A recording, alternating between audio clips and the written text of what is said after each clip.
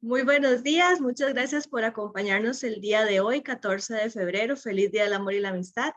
De parte del Colegio de Médicos de Veterinarios y de SENASA, extenderles las gracias por conectarse hoy tan temprano para esta charla de listeria monocytogenes. De parte del colegio y de compañeros de SENASA surge la necesidad de crear esta charla debido a algunas inconsistencias que hubieron en unos quesos en diciembre. Entonces nos parece muy importante que reforcemos los conocimientos sobre esta materia. Hoy nos acompaña la doctora Margarita de SENASA. Ella trabaja para la Unidad de Microbiología de Alimentos y del Laboratorio Nacional de Salud Animal de SENASA. Entonces, Margarita, si estás por ahí.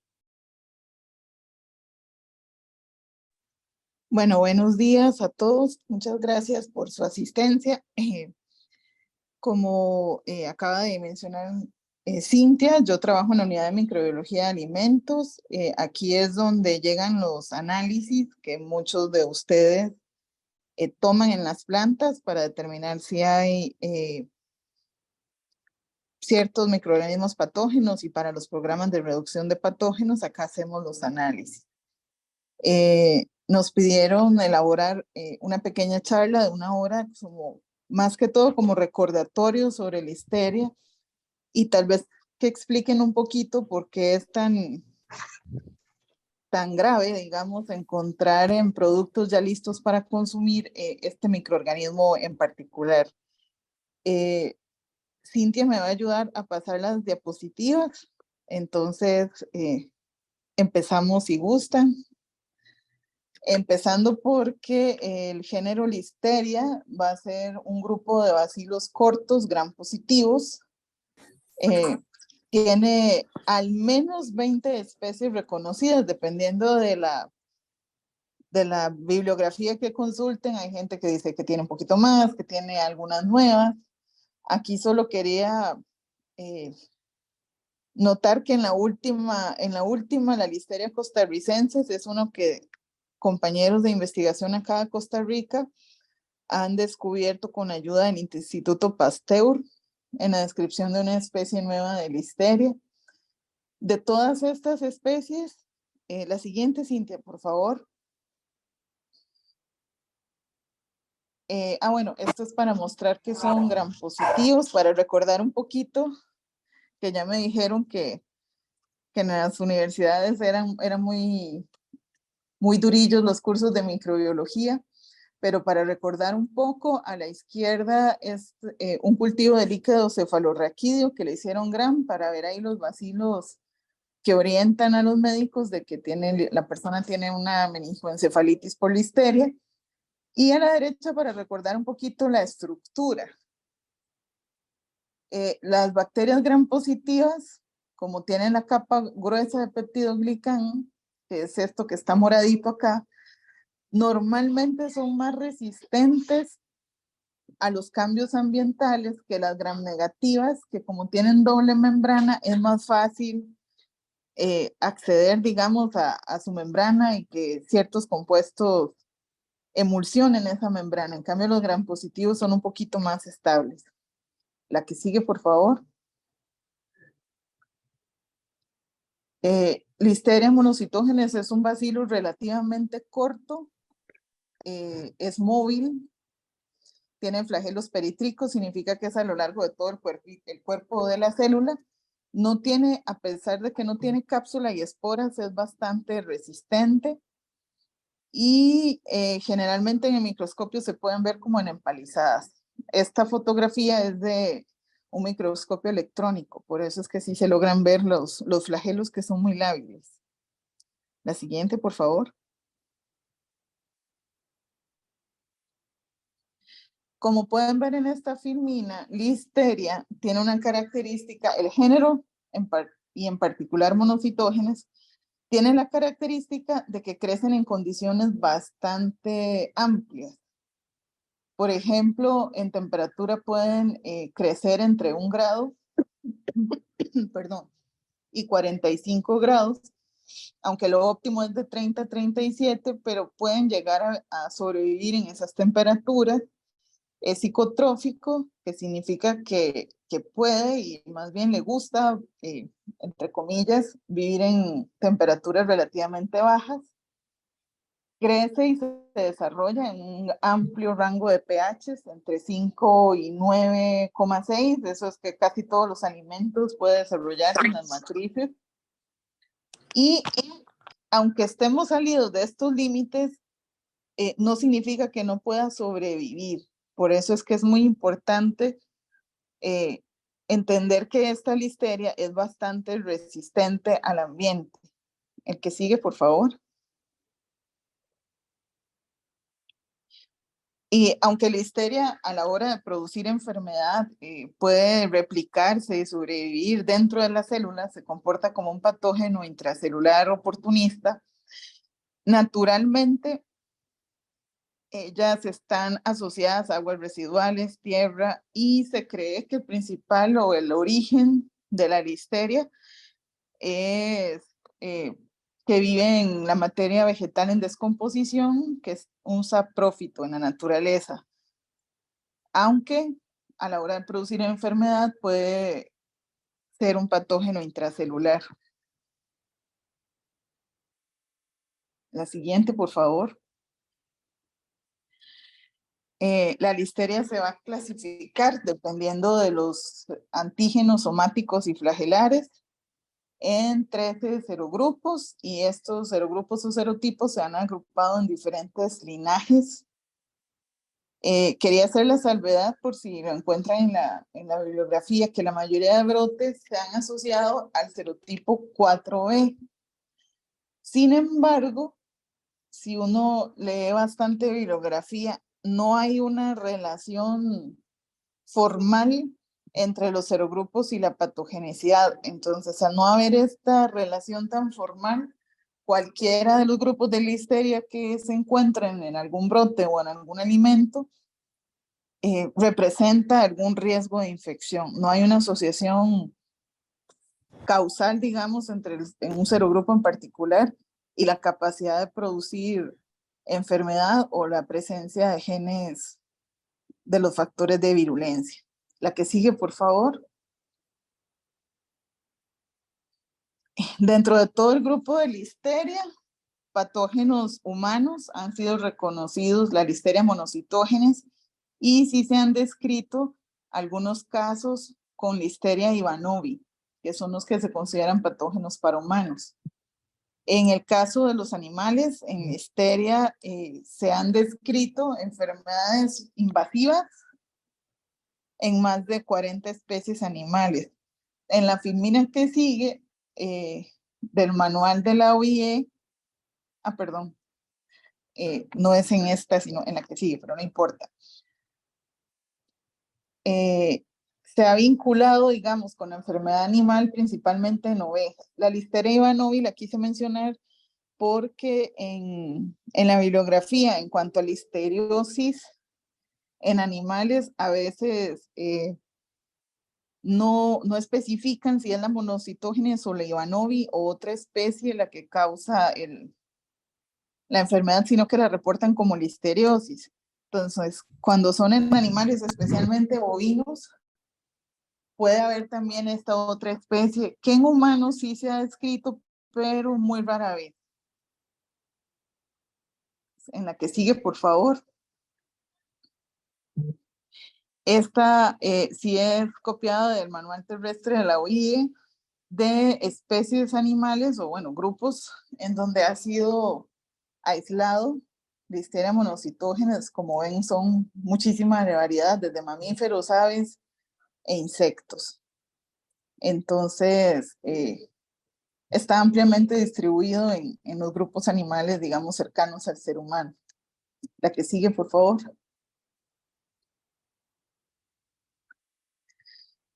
Ustedes son los más expertos en esto que yo, pero siempre quise mencionar en los animales la listeriosis, en las especies susceptibles, lo que produce principalmente va a ser encefalitis o meningoencefalitis en rumiantes. Se han descrito en mamíferos principalmente aborto y mortalidad perinatal en todas las especies susceptibles, septicemias en rumiantes neonatos y en animales monogástricos, y septicemia con necrosis en corazón o hepática en aves de corral. Estos son algunos de los que pude encontrar. Ustedes en esta parte conocen más que yo de otros síndromes o otras afecciones que da la listeriosis en animales. Dentro de las enfermedades del sistema nervioso central, pues hay que descartar la listeriosis. Entonces, la que sigue, por favor. En humanos, que por eso quería darle un poquito más de énfasis a esta parte, la listeriosis es una enfermedad poco común, pero bastante grave. La tasa de letalidad puede llegar hasta 30%, va a depender de la bibliografía que consulten, pero en comparación con otros microorganismos transmitidos por alimentos, la letalidad es bastante alta. Y esto se debe a que la forma invasiva se da principalmente en poblaciones que son más vulnerables en general. La que sigue, por favor. La listeria da un espectro amplio de infecciones.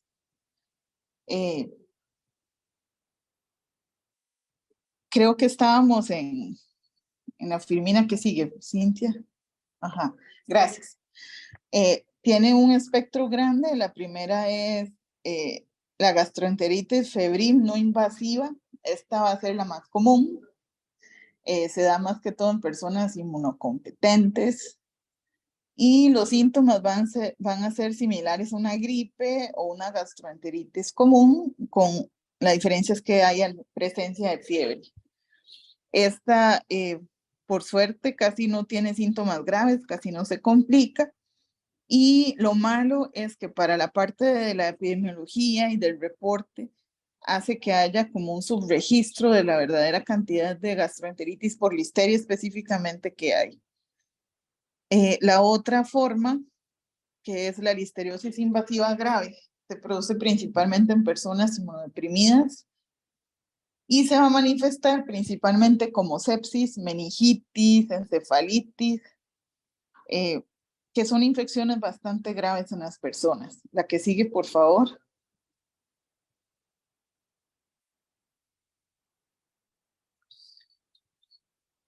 Algo muy importante que como cualquier patógeno va a depender el grado de enfermedad, va a ser del estado del individuo, la edad, la parte inmune, la dosis ingerida. Es importante saber que todavía no se está de acuerdo en cuál es la dosis infectante por listeria.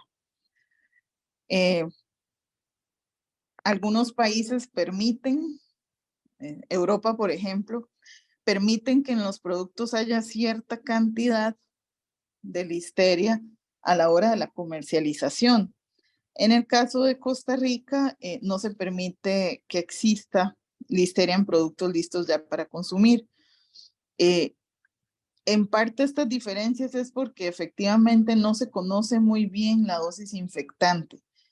¿Qué es lo que pasa? Que en personas inmunocompetentes pueden ingerir ciertas dosis y su sistema de inmunidad celular en intestino es lo suficientemente robusto para no permitir que se produzca la infección.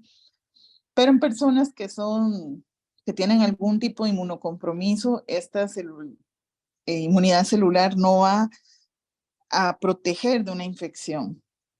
Como es una bacteria que depende de todo, un patógeno, perdón, que va a depender de todos estos factores, los periodos de incubación, dependiendo de la enfermedad que se presente, puede ir de 1 hasta 70 días posterior a la ingestión.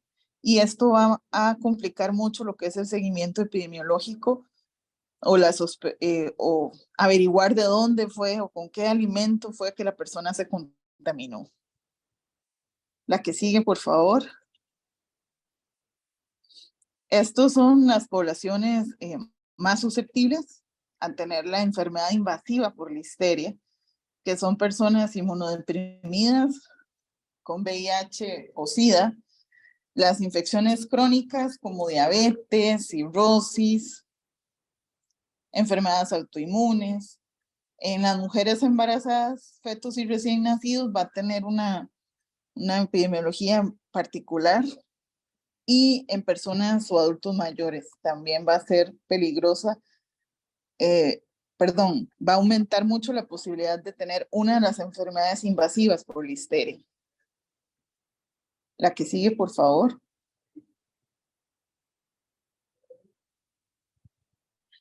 Cuando Listeria monocytogenes afecta el sistema nervioso central, la gran mayoría de cuadros que produce son meningitis aguda o subaguda, y en el 3% de los casos da meningoencefalitis, romboencefalitis, que está localizada en la estructura de la base cerebral.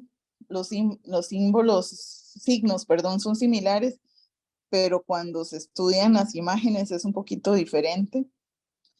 Y muy poco común, y que casi se ha visto solo en personas realmente inmunosuprimidas por trasplantes o por VIH, por ya cuando llegan a la parte del SIDA, son los abscesos cerebrales, que pueden ser únicos y múltiples, y cuando son múltiples la letalidad es muy, muy alta, más de 60%.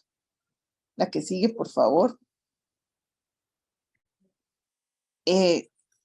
La meningitis por listeria casi siempre va a ser la clásica, que es la que tiene rigidez de cuello, cambios en el estado mental, y algunas de las complicaciones que se dan durante la enfermedad va a ser fiebre persistente, convulsiones, insuficiencia cardiorrespiratoria, y se puede complicar con sepsis.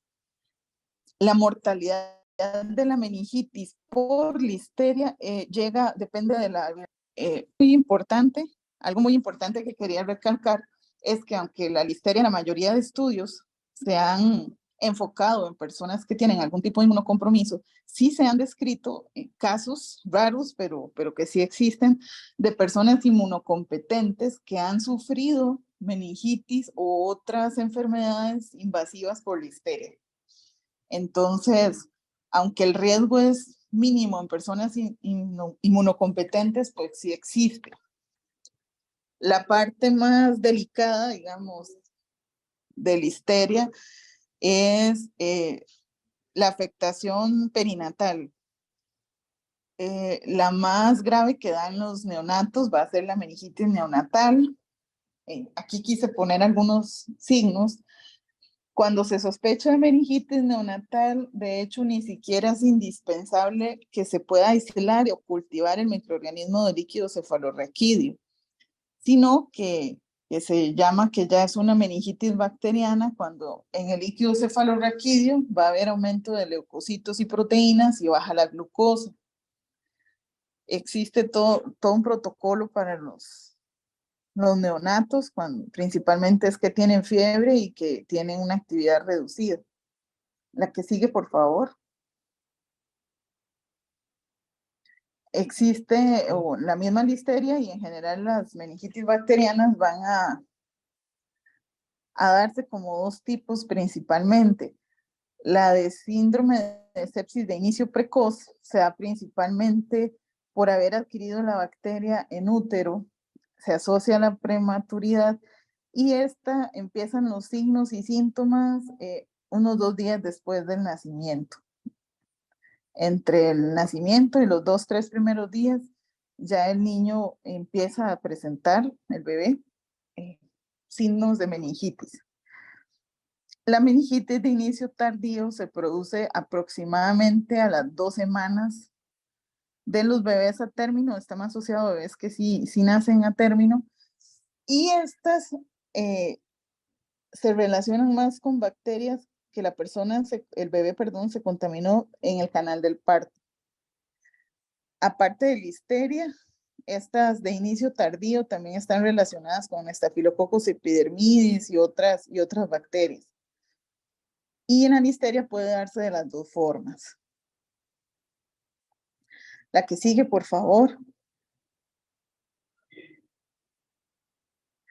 En esta quería mostrar cómo se disemina la listeria en una mujer embarazada, cómo del alimento pasa al intestino, a través de los nódulos linfáticos llega a sangre, y de sangre es capaz de llegar a hígado y a vaso, eso hace que se vaya a mantener en sangre con ciertos episodios de bacteremia, y de esta forma llega a cerebro y o a la placenta.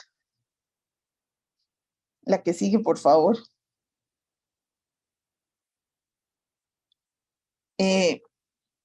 Bueno, antes de que lo olvide, perdón. Hace unos años, acá en Costa Rica, en el Hospital de Niños, se produjo un brote de listeria en los años, finalizando los años 90, en una unidad de neonatos. Había uno de los bebés que tenía listeriosis, y en el momento del baño seco de ciertos fomites que ahí pasaban al bañar a los niños, se infectaron varios recién nacidos y uno falleció. Entonces, además de la transmisión intrauterina o ya por alimentos, en este tipo de poblaciones sí es más probable que si hay alguna deficiencia de este tipo se pueda pasar de persona a persona la listeria. Ok, hablando un poquito de por qué la listeria produce estas enfermedades, no quería ahondar mucho en la parte molecular, solamente quería como señalar que se han descrito hasta 3 islas de patogenicidad. Al fin de cuentas, una isla de patogenicidad son secciones del ADN, son grupos de genes que acarrean los factores que le permiten a una bacteria ser patógeno, o tener ciertos factores de virulencia que le van a ayudar a adherirse, que le van a ayudar a atravesar membranas, o el mecanismo que tengan. En listeria se han descrito hasta 3. Y hay un factor que se llama el factor regulador positivo A de la fosfolipasa, que ayuda a que estas bacterias lo expresen. Lo que sí se ha visto es que cuando la listeria monocitógena no tiene alguna de estas 3 islas, las cepas por lo general no producen infección como tal. Y en la imagen, lo que está la molécula de E-caderina, que está en las membranas humanas, que es a la que se pegan unas proteínas de la listeria que se llaman internalinas, que son las que le permiten entrar a la célula, que está codificado dentro de estas islas. La siguiente, por favor. En esta imagen quería resumir cuál es el mecanismo de la listeria para entrar a la célula. En la imagen izquierda es de un grupo experimental, es un esquema de cómo en células de laboratorio actúa la listeria para traspasar de célula a célula. Como pueden ver en las 2 imágenes, ella tiene la particularidad de poder pasar, una vez que entró a un grupo de células, ella puede transmitirse sin tener que volver a salir al lumen intestinal o sin tener que exponerse más, y eso la defiende o la protege de la inmunidad o de las células inmunes o fagocitos, porque va a estar dentro de las células. Eso es un mecanismo en que ella evade al sistema inmune cuando está produciendo una infección. La siguiente, por favor. Parte del éxito de la listeria monocitógenes para inducir esta infección es producir esa internalización a través de las células del hospedador. Va a tener la capacidad de atravesar 3 barreras que son muy importantes para la defensa de infecciones en los seres humanos, que va a ser el epitelio intestinal, la barrera hematoencefálica y la placenta, y posteriormente diseminarse a otros órganos. Esta infección consta principalmente de varias fases. La primera es la adhesión y la invasión. Luego se internaliza por vacuolas a las células del huésped. Se escapa de estas vacuolas, se multiplica dentro de la célula y con otros mecanismos es capaz de propagarse de célula a célula adyacente por el uso de un mecanismo dependiente de actina, que hace las colas de actina. La que sigue, por favor. En el caso de la transmisión, la listeria logra sobrevivir a la exposición a la acidez estomacal o las sales biliares y a los ataques de células fagocíticas o inespecíficas del sistema digestivo, y las que logran sobrevivir a todo este proceso se adhieren y penetran en los enterocitos con dos tipos de internalinas, la A y la B. Son moléculas similares que va a tener en la membrana la bacteria. Y un detalle es que la listeria, aunque una célula fagocítica defensiva la ingiera, ella logra escapar de las vacuolas defensivas antes de que los lisosomas o fagolisosoma se una a la vacuola llena de enzimas que destruiría a la listeria. Ella se logra escapar al citoplasma y de esta forma también evade al sistema inmune en la parte fagocítica, lo que son los macrófagos. La que sigue, por favor. Luego de que ella entró por las internalinas, las dos proteínas que le ayudan a escaparse de las vacuolas, tanto de los fagosomas o de las vacuolas de la célula, van a ser una citolicina que se llama listeriosina O y fosfolipasas específicas. Todos estos son factores de virulencia que están codificados en estas islas de patogenicidad. Una vez que ella escapa de las vacuolas, pues se multiplican en el citoplasma del huésped con los nutrientes del huésped y empieza el ciclo de nuevo. La que sigue, por favor.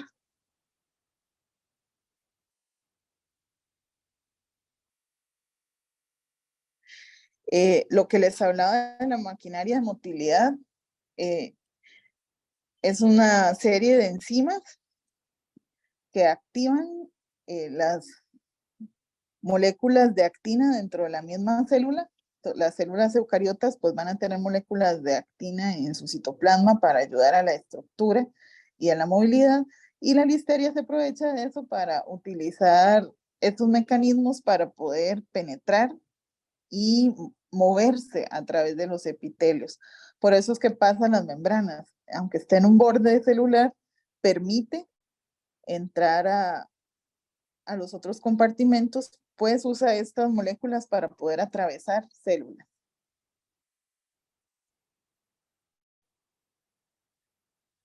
Esta fotografía lo que muestra es un esquema de cómo ella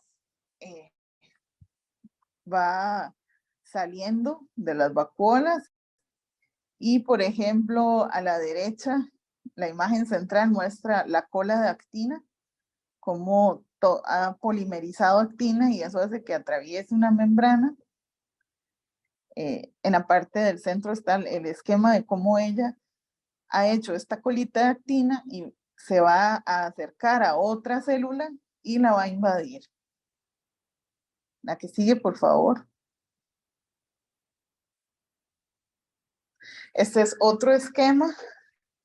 También son fotografías de microscopio electrónico con esquemas de cómo ella ha roto la vacuola, y en el cuadro C pueden ver también ya estas colas de actina, pero en las fotografías electrónicas que se logra apreciar toda la polimerización que hay alrededor. Es un sistema enzimático bastante complejo para poder hacer eso. La que sigue, por favor.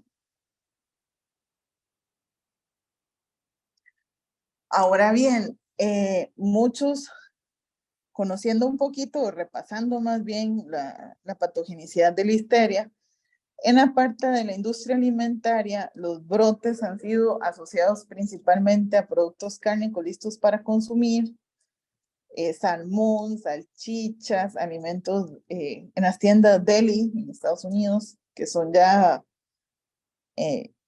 diferentes cárnicos, quesos, leche, helados, ensaladas y generalmente productos que sean muy manipulados.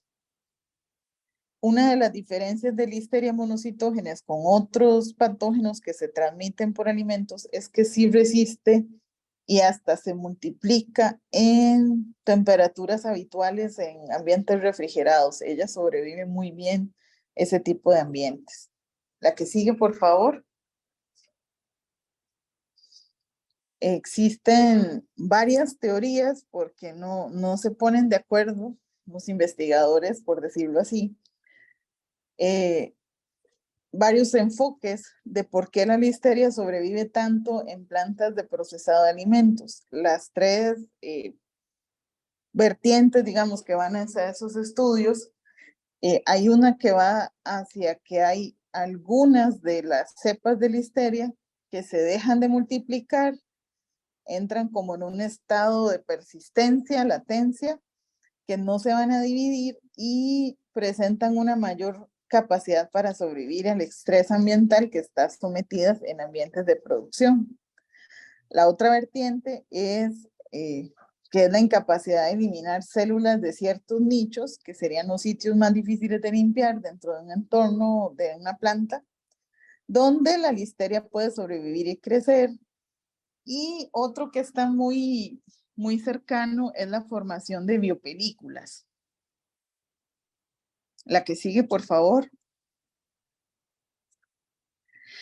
Las biopelículas en general se tratan de una estructura extracelular que producen las bacterias, que va a producir una matriz, ya sea casi siempre con polisacáridos, algunas proteínas, y esta matriz le va a permitir a las bacterias, a la listeria en particular, pero a las bacterias en general, unirse a esas superficies. Las biopelículas ofrecen mucha resistencia, mucha protección a las bacterias que van a estar imbuidas en esta matriz, y la única forma de quitarlas, por más químicos que usemos, es la fricción física. ¿Esto por qué? Porque la variedad de sustancias que pueden producir biopelículas son muchas, entonces un solo limpiador o desinfectante no necesariamente va a eliminar con eficiencia todas las posibles matrices de las biopelículas. Entonces tienen la característica de que para eliminarlas se ocupa algo más mecánico. Estas están en la que sigue, por favor. En estas fotografías es un estudio en donde se presenta específicamente Listeria monocytogenes en placas de acero inoxidable a diferentes temperaturas.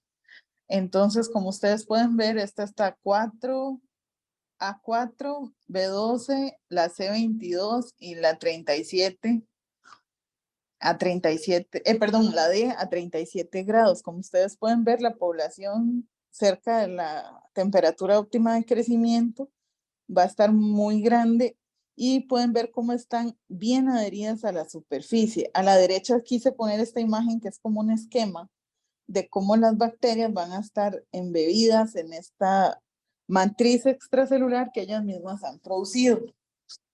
Ahora está muy en tendencia el estudio de la formación de biopelículas, porque aunque estemos pensando en listeria, y esa es una de las causas de por qué para lo que son plantas, cuando se hacen análisis de superficie, no se busca solo la monocitógenes, sino las otras especies de listeria, porque en estas biopelículas no son específicas por especie, sino que estas matrices que producen incluso otros géneros bacterianos que no son listeria, pero van a proteger a todas las bacterias que estén en ese ambiente.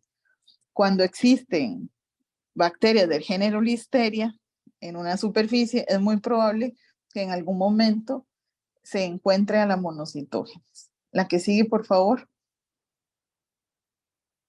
Ya por último, quería ir mencionando algunos brotes de listeria. Esto los he tomado del CDC porque es importante recalcar que el sistema de vigilancia alimentaria integrado, como nuestro país, permite detectar cuando hay alimentos que podrían poner en riesgo de consumo de listeria. Estos quería que vieran que no necesariamente son casos tan grandes, pero por ejemplo, este que fue en mayo del 2021, estos son de Estados Unidos, por ejemplo, se enfermaron 13 personas se hospitalizaron 12 y se falleció lamentablemente una persona. Aunque los números son relativamente bajitos, ustedes van a ver que de los que sí se enfermaron, 1% es casi 10% de mortalidad, es bastante. Y esta fue asociado a un queso fresco. En este brote en particular, el 1 de mayo, era queso fresco con leche no pasteurizada, que era algo como artesanal. La que sigue, por favor. En el 2019 hubo también otro brote. Se reportaron 10 casos con 10 hospitalizaciones y una muerte.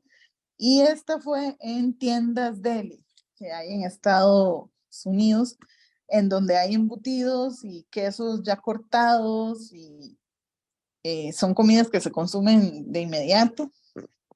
Y ahí también falleció una persona de las 10 que se hospitalizaron.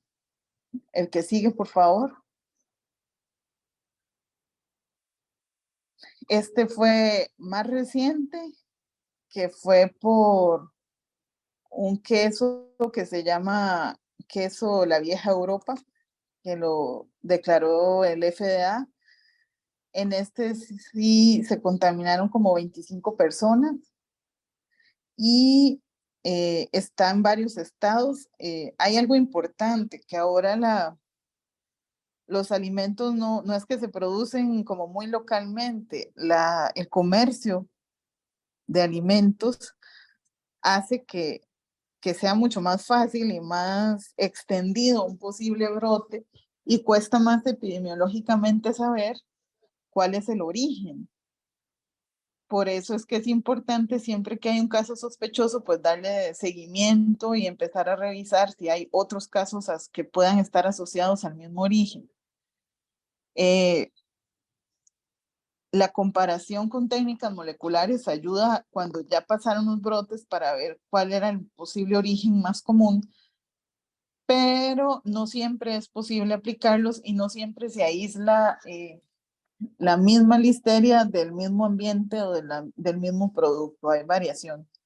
Entonces, estos estudios de casos que pueden hacer en países grandes, que tienen más sistemas más fuertes, son importantes para darnos cuenta que aunque sean pocas las personas que se enferman, casi todas llegan al hospital y que puede extenderse un brote rápidamente con solo el comercio de alimentos. La que sigue, por favor.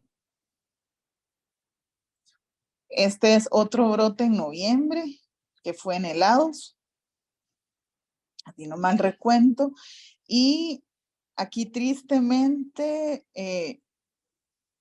hubo una pérdida de una mujer que estaba embarazada, como a las 20 semanas, que tuvo una pérdida porque se enfermó de listeria en este brote. Y hubo 27 hospitalizaciones. La que sigue. Esta era de un helado.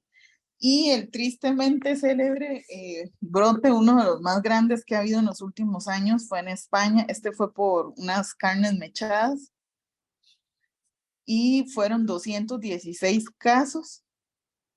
Y de esos casos, vean que las medias no son tan altas, no son personas tan grandes, aunque sí, no eran personas de 70, 60, 90 años, sino que hubo muchas personas de edad mediana que se enfermaron.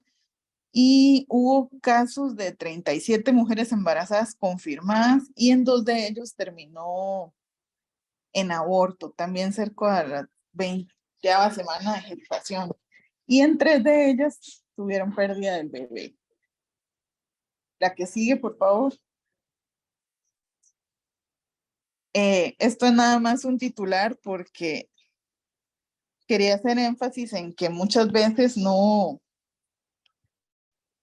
se vuelve un poquito amarillista tal vez el enfoque, pero es importante que la población se dé cuenta de cuando hay productos que pueden poner en riesgo su salud, para especialmente mujeres embarazadas o personas vulnerables, evitan consumir los lotes de productos que hayan sido contaminados o que estén sospechosos de poder pasar estos microorganismos. Esta sería la que sigue, por favor. La reflexión que quería ver, que sí se retira, aunque se retire muchísimo producto y todo, ya el brote, cuando se empiezan a detectar los casos, generalmente hay. Con respecto al Ministerio de Salud, al sonado caso de diciembre, no hay todavía como casos de personas asociadas, pero sí hay aislamientos en producto que hizo el Ministerio de Salud, que por eso hizo la alarma. Y aunque sea muy duro para la industria alimentaria en general, pues atender este tipo de situaciones, la prevención es la que nos va a evitar llegar a que se convierta en un brote de estos que tienen tan lamentables consecuencias. En esta filmina lo que quería ver, que estamos conscientes de que las fuentes de contaminación para listeria son muchas. Al estar distribuida ubicuamente en la naturaleza, son bien difíciles de evitar, por decirlo así, más en ambientes como las plantas de alimentos, en donde hay muchos nutrientes disponibles en estos ambientes. Quería terminar aquí mi presentación y ya dar lugar a preguntas, que dejé un espacio para las preguntas que me pudieran hacer y espero que hayan disfrutado la presentación. Gracias. Muchas gracias por la presentación. Si tienen dudas, pueden escribirlas al chat o levantar la manita y se les va a dar la palabra. También les estoy aprovechando para darles la encuesta de satisfacción. Por favor, si la pueden ir llenando mientras esperamos preguntas. Stephanie, ¿tienes la manita levantada? Adelante. Hola, buenos días. Quería hacerle una consulta, específicamente en el área de embutidos, teniendo en cuenta que los límites de crecimiento máximos de listeria pues andan alrededor de los 45 grados, ¿verdad? Como temperatura máxima. Usted nos decía que puede existir crecimiento fuera de esos límites. ¿Por qué y qué tan afuera de esos límites podríamos tener crecimiento? Y la otra es si temperaturas de cocción de 72, 74 grados nos logran eliminar 100% o podrían existir cepas que nos resistan estas temperaturas. Sí, en realidad la misma matriz de los alimentos, específicamente embutidos que tienen mucha grasa, mucha proteína, las puede proteger.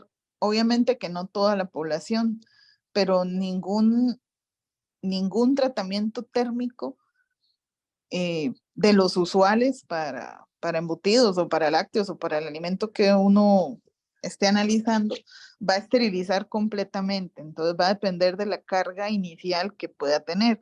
Por supuesto que va a bajar muchísimo la posibilidad de que sobreviva dentro del producto. En el caso específico de plantas de embutidos, lo que se ha visto más es la contaminación postproceso. Y en general, cuando los procesos térmicos están bien validados y sí se ve que no hay patógenos, que sí se cumple la regla de más de 70 grados, 2 minutos, de todo homogéneamente, de todo el lote de producto, los problemas que hay posteriormente, los que se han descrito en la gran mayoría, son por contaminación postproceso. Aunque sea pequeña, entre comillas, aunque sea pequeña la posibilidad, pero por eso en las plantas es tan importante el control de humedades, de condensaciones, de tráfico, del sentido, un solo sentido del proceso para que no haya recontaminaciones, precisamente porque aunque se tenga un proceso térmico importante y validado, en el caso de listeria, que sobrevive en muchos ambientes y que está muy asociado a biopelículas, es más sencillo que existan recontaminaciones. O en el caso de que al producto se le agreguen posterior al tratamiento térmico alguna especia o alguna, incluso, no sé, como que se junte con otros productos, entonces puede haber protección también de la listeria que pudiera haber ahí y que le favorezca para que aunque sea una pequeña cantidad, pueda sobrevivir en tratamiento térmico. También hay que tomar en consideración de que aunque sobrevive una cantidad muy pequeñita, que uno casi ni tomaría importante, al ser capaz de replicarse en temperaturas de refrigeración, pues si sobrevivió una cantidad muy pequeña, pues está el peligro de que con los días llegue a alcanzar dosis que sí puedan producir una infección. Excelente, muchas gracias. No tenemos más consultas en el chat. Más bien, muchas gracias por compartir entonces la mañana de hoy. Margarita, de verdad, muchas gracias por traernos esta presentación. Realmente es muy importante tener esto. Adrián tiene una consulta. ¿Qué método hay? Dice en el chat. Para el control de listeria en plantas. Doctora, y creo que hay dos manitos levantadas de José Luis Rojas y de la doctora Sarizada. Margarita, si quieres nos contesta esta primera de cuál es el control de listeria en plantas para ver si hay presencia o no. Ok, sobre la metodología. Habla más que todo para saber si en la planta hay. La metodología que se hace principalmente es el aislamiento de superficies. Para esa que creo que ya están programadas o pronto programarse charlas de mis compañeros que trabajan propiamente en las plantas, que tienen más conocimiento sobre el procedimiento que se pide, pero en general, para poder saber si hay listeria en alguna superficie, lo que se hace son tomas con un medio que se llama Day Angel, que va a ser un neutralizante. ¿Por qué se usan estos neutralizantes? Porque va a neutralizar restos de desinfectantes o restos de otros productos químicos que puedan alterarme la listeria hasta que llegue al laboratorio. La va a mantener viva, si hay.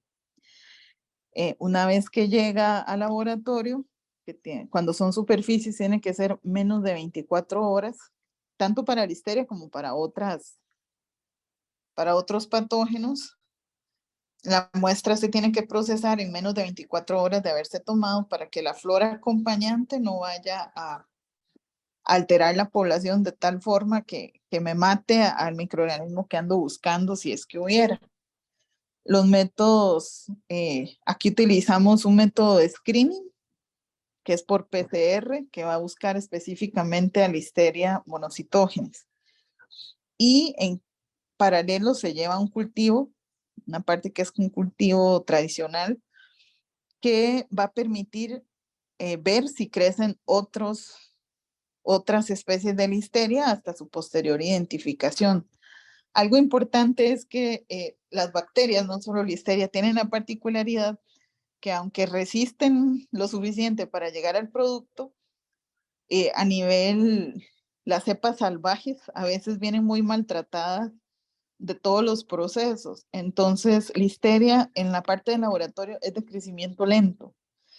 Resiste mucho, pero tarda más que, digamos, la E. coli o la Salmonella o los Clostridium. La Listeria tarda más en replicarse. Entonces, los métodos para Listeria generalmente van a durar un poquito más de días. Existen comercialmente, nada más que yo en lo particular no los he utilizado, existen algunos Petrifilm, existen otras marcas de placas especializadas para buscar Listeria, de que solo aplican en la superficie e incuban para buscar, no llevan como un enriquecimiento, pero esas no las he usado personalmente, solo he visto las demostraciones. Una vez que llega al laboratorio, como les decía, se hace un screening de PCR, se hace el cultivo en paralelo, y cuando ya el screening dio negativo y si no crecieron colonias sospechosas, ya se puede reportar negativo. Si sí crecen colonias sospechosas, las pruebas de confirmación son un poquito largas. Duran varios días y se tiene que confirmar que no sea Listeria la colonia sospechosa que está creciendo. Los métodos microbiológicos, aunque haya muy sofisticados, pues no. Si son de PCR, lo que te van a decir es que está el ADN. Pero uno tiene que estar seguro de que está la bacteria viable, porque que está el ADN no significa que esté viva. Y si no está viva, no puede producir la infección. No sé si le contesté al doctor o si era otra pregunta, o no sé si los otros compañeros que tienen preguntas tienen más. Esperemos a que el doctor nos diga por el chat si la pregunta fue contestada. Tengo la manita levantada de José Luis Rojas. Adelante. Buenos días, muchísimas gracias a la doctora por darnos esta charla. Y yo quisiera preguntar si esta listeria, por ejemplo, han hecho aquí sensibilidad, si es resistente a los antibióticos que antes se usaban, o cómo está en cuanto a la resistencia esta listeria monocytogenes. Hola, doctor. En realidad, a lo que es la parte, la listeria, no se le está haciendo acá, por lo menos, la resistencia a antibióticos en aislamientos que vengan de plantas. Sin embargo, en clínica humana, sí hay toda una vigilancia, por ejemplo, de los antibióticos que se usan normalmente para tratar las meningitis. Sí hay casos descritos a nivel internacional de cepas que son resistentes a los antibióticos de primera línea, pero acá no hay tantos estudios propios. Sí he leído más en otros países y acá sí se lleva la vigilancia de los antibióticos en la parte de la inciensa. Ellos sí le montan o buscan genes de resistencia en las que se han aislado de personas, pero a nivel agropecuario todavía no se hacen análisis de resistencia para estas cepas en particular. Sí hay muchos estudios de la resistencia cruzada, digamos, a desinfectantes con antibióticos, pero en otros géneros. Específicamente no he leído que sea para listeria, pero sí hay varios de que estas biopelículas, al ser moléculas que se expresan cuando las bacterias empiezan a tener poblaciones muy altas, que pueda haber una afectación o una activación de genes de resistencia a otras sustancias. Gracias. Y tenemos la consulta de Sarixada. Adelante. Buenos días, doctora. Muchísimas gracias por la charla. Tengo una consulta. Sigo teniendo listeria monocitógena, perdón, no listeria monocitógena, listeria inocua, aunque no es patógena. Esta listeria inocua debería ponerme a mí en alerta, pensando en que ellas, vamos a ver, la temperatura, humedad y todo, pues es la misma. Debería estar yo alerta o muestrear otro tipo de superficies o demás para ver si tal vez tengo listeria monocitógenes. Eso debería ser como debería darme a mí una alerta de que tal vez la listeria monocitógenes puede estar en la planta, ya que me sigue saliendo listeria inocua, pero podría ser la listeria como inocua una medición que me diga a mí, podrías tener listeria monocitógenes en la planta. No sé si me expliqué. Sí, hola doctora. En efecto, de hecho, para superficies, cualquiera de los géneros, perdón, de las otras especies, se reporta, porque de hecho sí es un indicativo de que si hay inocuas, si hay Graggi o Ivanovi en las superficies, como dice usted, los grupos tienen ambientes muy similares. Y las listerias hacen biofilm no solamente entre ellas, sino con otras especies y otras películas de otras sustancias. Y si ya hay presencia del género listeria, es muy probable que en alguna parte de la planta pues llegue a haber monocitógenes que tienen el mismo ciclo, digamos, natural de ser de materia orgánica en descomposición, de tener ese mismo ambiente. Y si hay otras cepas del género, pero de otra especie, que sí están creciendo y están sobreviviendo a los procesos de limpieza, a los procesos de desinfección, Entonces, la monocitógenes puede estar ahí y puede tener la misma sobrevivencia, digamos, a esos procedimientos de limpieza y desinfección. Sí es importante validar esos procesos de desinfección y de limpieza. No es que uno vaya a ponerle listeria a la planta a ver si tiene, a ver si se limpia del todo, pero sí validar los recuentos o con otras metodologías para ver que realmente estén siendo efectivos, especialmente porque es una de las vertientes de investigación de que hay cepas que no es que sean cepas especiales, sino simplemente que la desinfección y limpieza no llega a todas las superficies parejo y que eso les permite a ellas, porque le estoy quitando la competencia, les permite crecer más. Pero en efecto sí, si hay otras listerias en superficies, es indicativo de que hay que seguir trabajando y que hay que estar prevenidos porque en cualquier momento aparece la monocitógenes. Muchas gracias. Ilenia, por el chat nos preocupa si Ivanovi no está actualmente regulada en el país o si existen ya regulaciones. No, en realidad en el producto terminado, lo que está regulado es la presencia de Listeria monocitógenes en el producto. Si salen otras especies, pues legalmente el producto cumple porque no tiene monocitógenes. Sin embargo, en superficie sí se toman acciones cuando aparecen otras bacterias del género Listeria, pero no está regulada, no.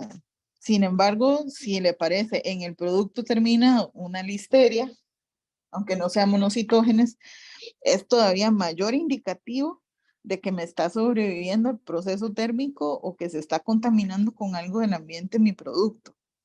Entonces puede que cumpla, pero sí es un fuerte indicativo de que puede haber un problema más adelante con la Listeria monocitógenes. Gracias. La otra pregunta. Me No parece te oigo.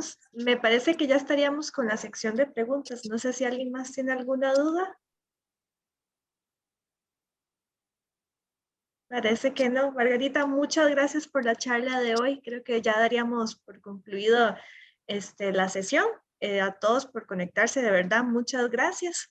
Que pasen buen día y que disfruten hoy, Gracias a 14 de ustedes por la febrero. invitación y Cintia tiene mi correo, cualquier duda o consulta, con mucho gusto. Gracias por estar aquí. Buenos días.